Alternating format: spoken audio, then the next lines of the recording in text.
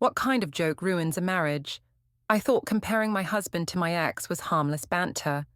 But the next morning, legal documents were on the kitchen table, and I realized the joke had turned into the start of my own downfall. My name is Celine Marrow. I'm 34 years old, and until a few weeks ago, I thought I had everything under control.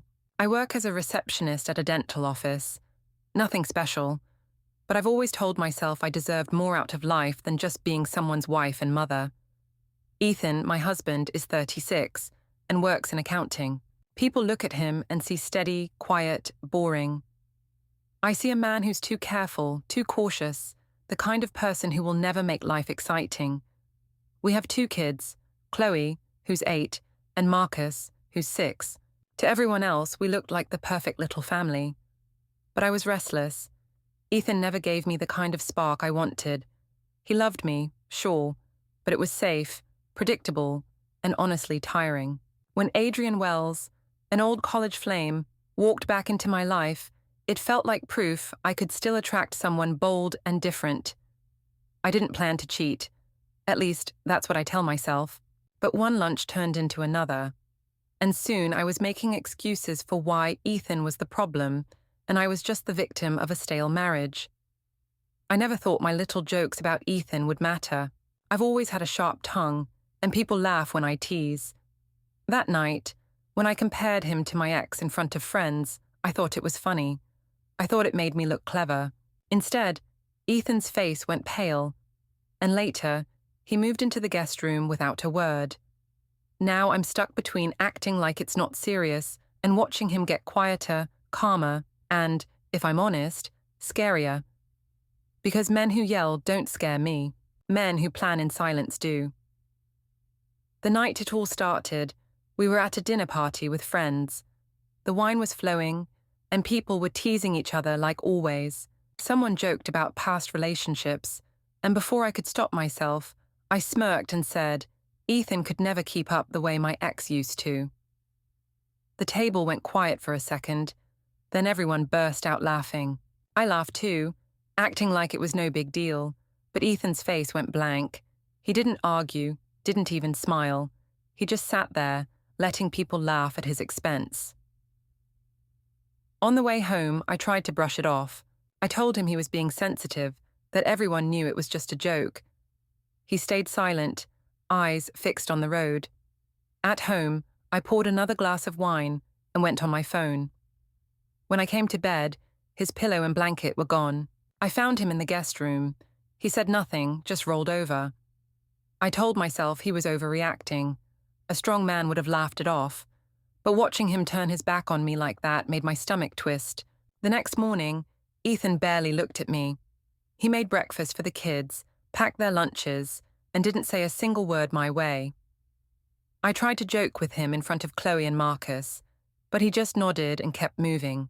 It annoyed me more than if he'd yelled. Silence makes him look like the victim, and me, the monster. I called my mum later and told her Ethan was sulking because I teased him at dinner. She said he was probably tired from work and that I shouldn't push him. I snapped back that he always plays the martyr, and she sighed like I was being unfair. Maybe I was, but I needed someone on my side. That night, I knocked on the guest room door and told him I hated sleeping alone. He said he needed space. Space? From me? I laughed and told him he was being dramatic. He didn't laugh. He just closed his eyes. I went back to our room furious. If he thought ignoring me would teach me a lesson, he had no idea who he was dealing with. At work a few days later, I met Adrian for lunch. He made me laugh, leaning in close, telling me Ethan didn't deserve a woman who sparkled the way I did. I let him flatter me because why not? I needed to feel wanted. When I came back to the office, a coworker pulled me aside and said Ethan had dropped by earlier to leave something. She whispered that he looked tired, like something was wrong. I brushed it off, but inside I felt cornered. That night, Ethan finally spoke. He said I'd been distant, that I was hiding things. I rolled my eyes and told him everyone thought he was paranoid. I even threw in that maybe people were jealous of how much attention I got. His jaw tightened, but he didn't argue. Later, When I checked our bank account, half of the savings was gone. A withdrawal slip sat on the counter. He'd moved the money. I told myself it was petty, just another stunt. But my chest went cold. Ethan wasn't just sulking anymore.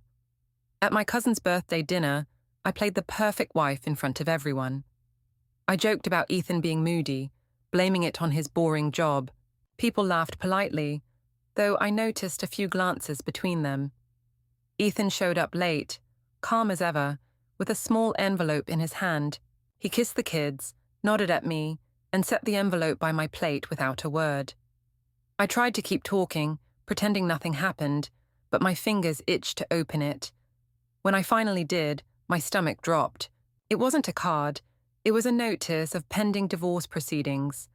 My cheeks burned as I shoved it back in the envelope and smiled like it was nothing. After dinner, I cornered him in the parking lot. I told him he was humiliating me, that he was tearing the family apart for no reason. He said he was just protecting himself. His calmness was worse than shouting. For the first time, I realized I might actually lose control. I stormed into Ethan's office the next day, unannounced. He looked up from his desk like I was just another client, not his wife. I demanded to know what that paper meant. He said calmly that he'd spoken with a lawyer, that everything was being handled properly, like our marriage was some business deal. I tried tears then. I told him he was abandoning his children, that he was punishing me for one little mistake. He didn't bite. He said custody arrangements were already being prepared, and he wanted to make sure the kids felt secure. My stomach twisted because he sounded so sure of himself, like he'd already won. That weekend, Chloe came home from his mother's house, holding a shiny new house key. She asked why Daddy needed a different one. I laughed it off, told her grown-ups just change locks sometimes. But inside, I felt cornered. Ethan wasn't just angry. He was preparing a whole new life without me. By the next week, Ethan barely looked at me. He moved like a man with a plan, quiet, steady, and terrifyingly calm. I kept telling myself he wouldn't actually go through with it. Men always bluff. They huff and puff, but when it comes down to it, they don't leave their homes, their kids, their wives. I told my mom the papers were just a scare tactic. She agreed, saying Ethan had always been too soft to follow through. Then the knock came at the door. A courier stood there with a clipboard and a thick packet, my name typed neatly on the front. I signed, smiling like it was nothing, but my hands were shaking. Inside was everything: divorce filings, custody terms, financial separation spelled out in black and white. Ethan had already secured his accounts, already planned weekends with the kids, already set his new address. He hadn't bluffed. He had built a whole exit while I was busy making jokes. I confronted him that night, waving the papers in his face. I told him he was destroying our family just to protect his pride. He said it wasn't pride, it was peace. He wanted stability for the kids, and if I couldn't give it, he would. Then he walked past me like I was already a stranger. Chloe asked later why Daddy didn't laugh at my jokes anymore. I had no answer. All I had were the papers on the table, proof that one joke had cost me everything. Don't forget to hit like, subscribe, and turn on the bell so you don't miss the next story. Write in the comments from which city you are watching.